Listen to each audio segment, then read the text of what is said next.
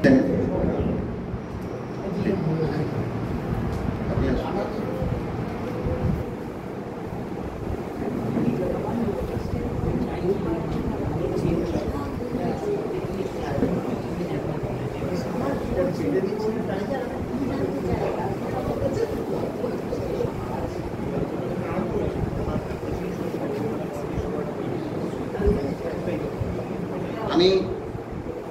আজকের এই সুন্দর আলোচনা চক্র এসডিএমটি আয়োজিত আঞ্চলিক ইতিহাস চর্চার দ্বিতীয় বাৎসরিক পর্যায়ের একদম অন্তিম লগ্নে আমাদের মধ্যে উপস্থিত রয়েছেন দুজন গুণী মানুষ। আমি ম্যাডামকে অনুরোধ করব আমাদের শংসাপত্রগুলো তুলে দেওয়ার জন্য। মঞ্চের সামনে ডাকছি বিপ্লব বাবুকে, মাননীয় বিপ্লব রায় মহাশয়।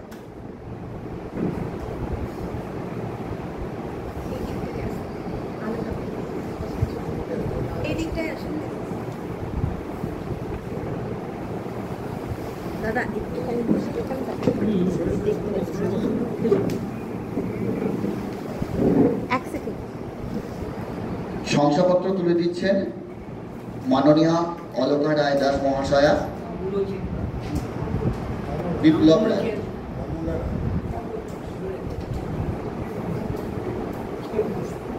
কুহেলি রায়,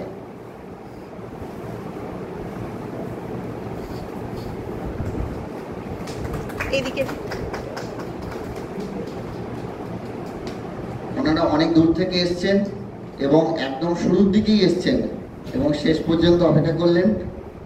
অনেকটা পথ আবার ওনাদেরকে যেতে হবে। অনেক ধন্যবাদ।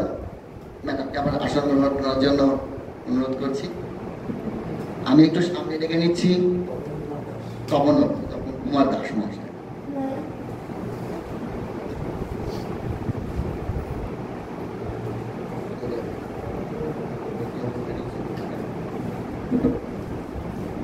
ইন্দ্রাণী দে মহাশয়।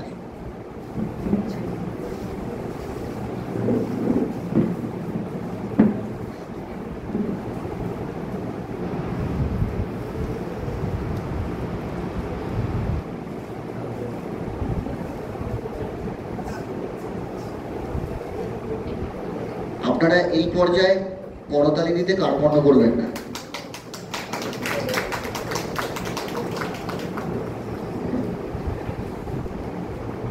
কৃতি দত্ত,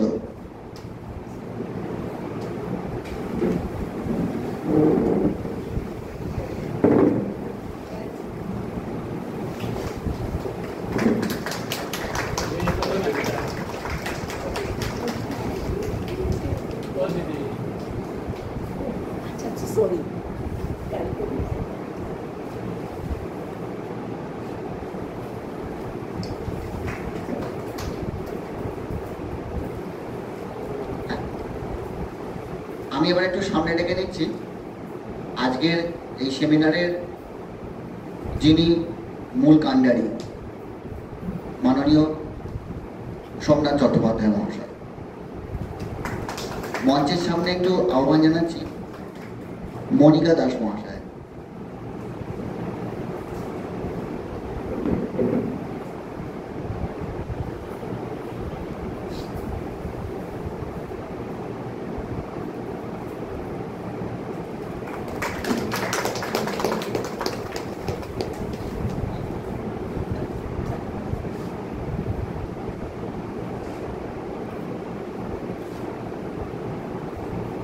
মাননীয় শ্রী তিতাস সাহা মহাশয়।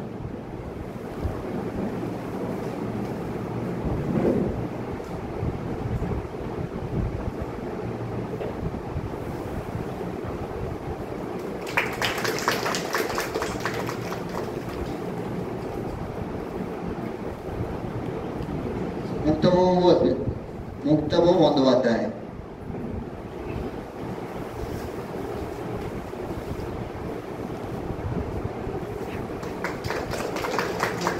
এদিকে তাকাবেন।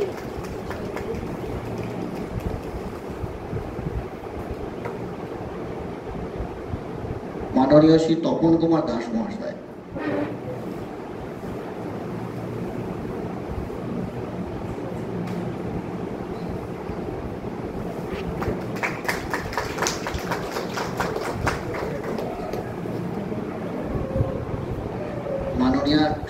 চট্টোপাধ্যায়।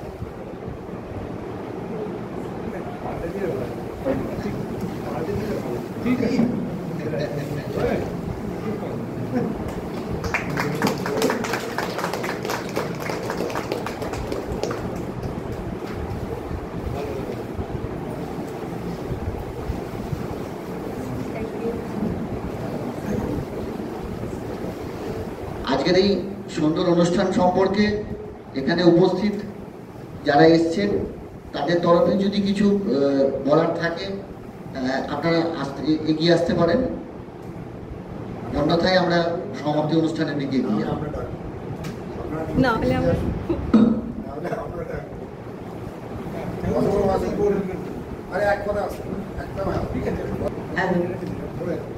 আমরা সবাই আজকে এখানে উপস্থিত থাকতে পেরে খুবই আনন্দিত অনুভব করছি এবং এই ধরনের যে প্রচেষ্টা এর আরো অগ্রগতি কামনা করছি।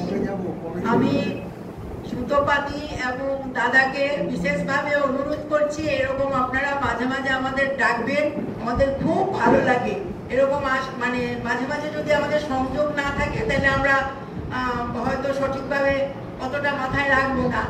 মাঝে মাঝে যোগাযোগ রাখবেন, মাঝে মাঝে যোগাযোগ করে বলবেন আসতে আসবো, আবার আপনারাও যাবেন, এইভাবে আমাদের এই কর্মসূচিটা আরো এগিয়ে যেতে পারবে, আরো সমৃদ্ধি লাভ করবে। এই অনুষ্ঠানের সমৃদ্ধিও কামনা করছি। পরে আমার বক্তব্য আমি শেষ করলাম। অশোক বিশ্বাস।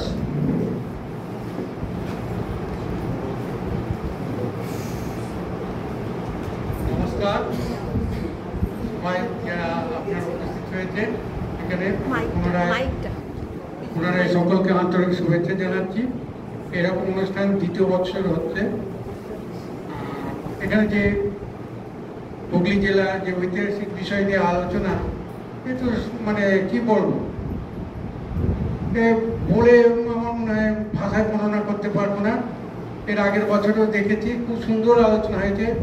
এগুলো যেমন আলোচনা হচ্ছে এগুলো তো শিক্ষামূলক বিষয়, ছাত্রছাত্রীদের ভিতরে যদি এগুলো বলা যায় তারা মনে হয় খুব উপকৃত হয়, জানতে পারে বিষয়গুলো। এইরকম অনুষ্ঠান হোক, বারবার আমরা আসবো, আনন্দ উপভোগ করবো, হুগলি জেলাকে ভালোভাবে জানতে পারবো। আর কি বলবো, আমাদের সদ্য আমার প্রিয় সোমনাথ দা, ওনার অক্লান্ত পরিশ্রম, চেষ্টা, আমি বিভিন্ন ওনাকে প্রশ্ন করি।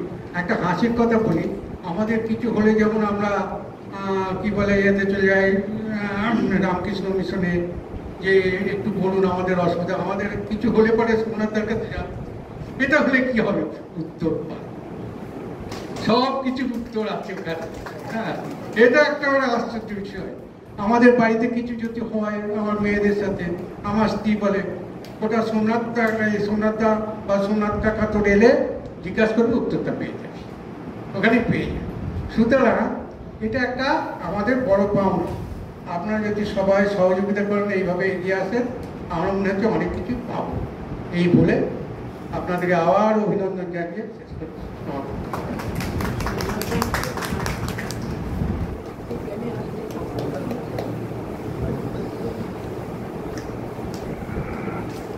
আপনারা সকাল 10টার পরেই আমাদের অনুষ্ঠান শুরু হয়েছে, দীর্ঘক্ষণ অপেক্ষা করলেন। উদ্দেশ্য একটাই, আঞ্চলিক ইতিহাস নিয়ে চর্চা। এই চর্চার বিষয়টা হচ্ছে ধারাবাহিকতা। চর্চা কথাটার মধ্যে তো একটা ধারাবাহিকতা লক্ষ্য কি আছে। কম বেশি আমাদের হুগলি জেলায় বিক্ষিপ্তভাবে অনেকগুলো সংস্থা আঞ্চলিক ইতিহাস নিয়ে অনুসন্ধান করছে, চর্চা করছে। এর আগেও অনেকগুলো সংস্থা ছিল, তারা প্রায় মানে বিস্তৃত প্রায় হয়ে গেছে। ওই যে বললাম চর্চা মানে ধারাবাহিকতা। তাহলে এই ধারাবাহিকতার একটা চর্চা তখনই বজায় থাকবে যখন গবেষণা ধারাবাহিকতাটা থাকবে, তখনই চর্চাটা থাকবে। তো আমাদের এই যে ইনস্টিটিউটের কথা প্রসঙ্গে সোমনাথবাবুর নাম বারবার উঠে আসছে, তার একটাই কারণ, কিছু কাজ, কিছু কার্যাবলী কোনো মানুষকে, কোনো ব্যক্তিকে প্রতিষ্ঠানে পরিণত হয়ে যায়।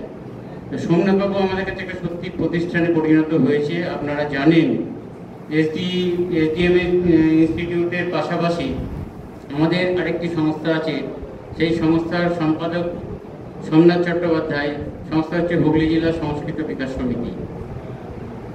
তারা ন্যাশনাল ম্যানস্ক্রিপ্ট মিশনের অনুমোদন নিয়ে তারা পুঁথি নিয়ে কাজ করছেন।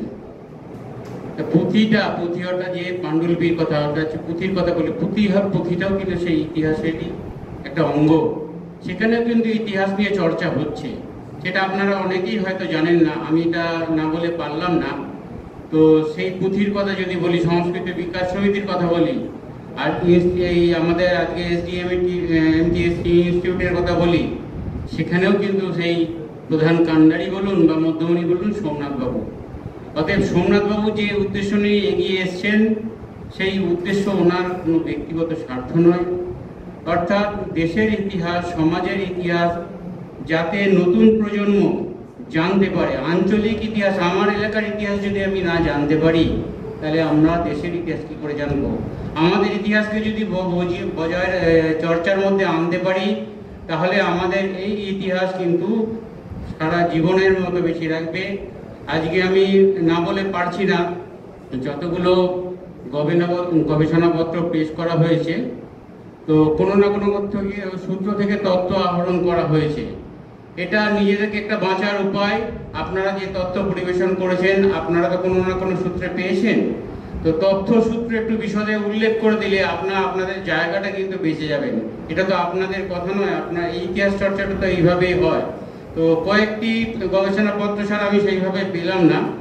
দ্বিতীয়ত, একদম প্রাণবন্ত ছবির মতো আলোচনা হয়েছে এবং দেখতে পেয়েছি, যেটা আমার প্রথম গবেষণাপত্র জামগ্রামের নন্দীবাড়ি। আমি সুধবা ম্যাডামকে অনেক ধন্যবাদ জানিয়ে শেষ করছি।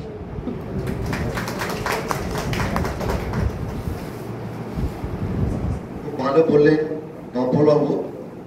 আমাদের যখন সংকলন গ্রন্থটা হবে, তখন প্রত্যেকটা গবেষণাপত্রের শেষে তথ্যসূত্র থাকবে। সায়ন্তন রায় দু একটা কথা বলার জন্য বলছি।